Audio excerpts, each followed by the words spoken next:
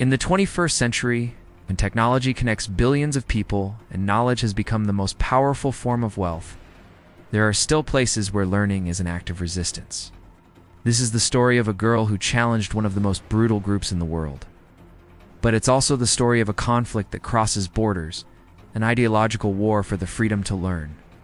Today, we explore the Taliban's attack on Malala Yousafzai, the group's extremist methods, and the global impact of this battle. Imagine a childhood surrounded by the traditions, poetry, and schools of Pakistan's beautiful Swat Valley. This was Malala's world, shaped by her father, a passionate educator who believed in the power of learning. But this peace was soon shattered by the arrival of extremist groups. As the Taliban's ideology, born in Afghanistan after the Cold War, spread into Pakistan, a radio mule named Maulana Fazlullah began broadcasting fundamentalist propaganda. His message was clear: girls were forbidden from education. More than 400 girls' schools were destroyed, and public executions became a terrifying reality. But even in this darkness, a voice refused to be silenced.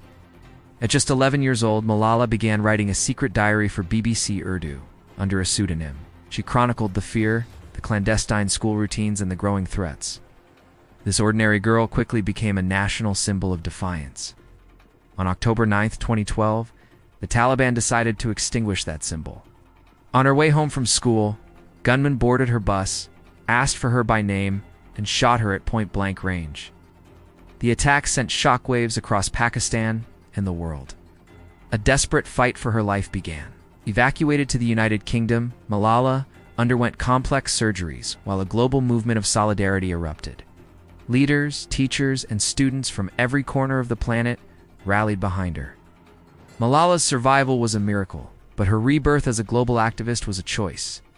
On her 16th birthday, she stood before the United Nations and declared, "One child, one teacher, one book, and one pen can change the world." She created the Malala Fund, won the Nobel Peace Prize, and dedicated her life to ensuring every girl has the right to an education. Malala survived a bullet. But what truly threatened the Taliban wasn't her body, it was her voice. Voice that now echoes in millions of girls who refuse to live in the darkness of fear. The extreme war for education continues, and every open book is an act of courage. Thank you for watching. If this story inspired you, remember, knowledge saves lives and challenges oppression. Support education, support freedom, and help this message reach even further. Like, share, and subscribe for more documentaries like this.